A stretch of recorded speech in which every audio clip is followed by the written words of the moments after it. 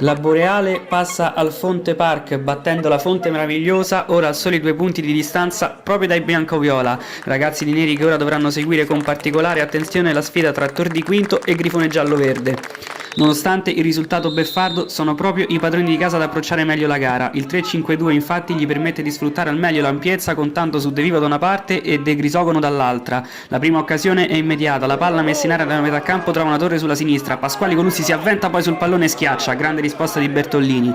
Bertollini che poi rischia qualcosa più avanti, altissima la pressione della Fonte, il portiere temporeggia troppo e si fa ribattere il rilancio. Fortunatamente per lui Bonacci fa buona guardia.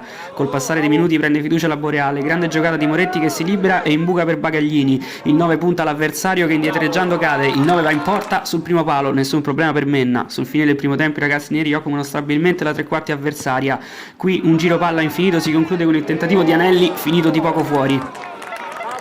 Ancora la Fonte a premere, Veseli si avventa sul lancio lungo del compagno tenendo in vita la sfera, poi vince il duello con Vuono, rientrato il 10 temporeggia, poi cerca e trova lo spazio per il cross, Gervasio cerca la magia in acrobazia ma la palla viene deviata da De Epifanio.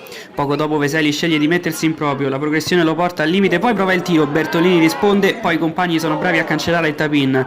Altra azione prolungata che da sinistra finisce a destra, qui De Vivo raccoglie il pallone e ripropone al centro, l'inserimento perfetto di Saltarelli, impatto di testa altrettanto perfetto ma è addirittura migliore risposta di Bertollini. Sul corner altra occasione, Frattocchi va a prendere il pallone, finta e altro cross, Ramci colpisce tutto solo ma non trova lo specchio.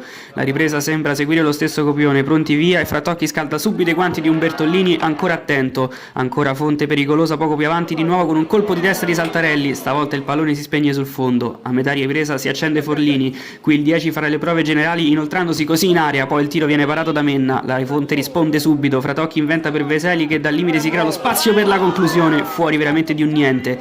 Dall'altra parte ancora Forlini a suonare la carica, l'attaccante si esibisce in un aggancio sublime, poi punta l'avversario facendolo arretrare, sterzata e tiro sul primo palo, Menna chiude ancora la porta.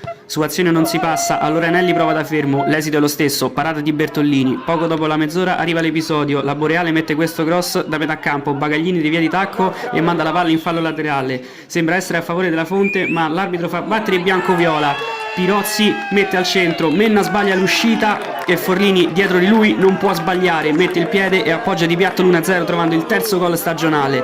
Nel finale il forza in totale della Fonte Meravigliosa non porterà risultati, vittoria pesante per la Boreale che si avvicina al podio.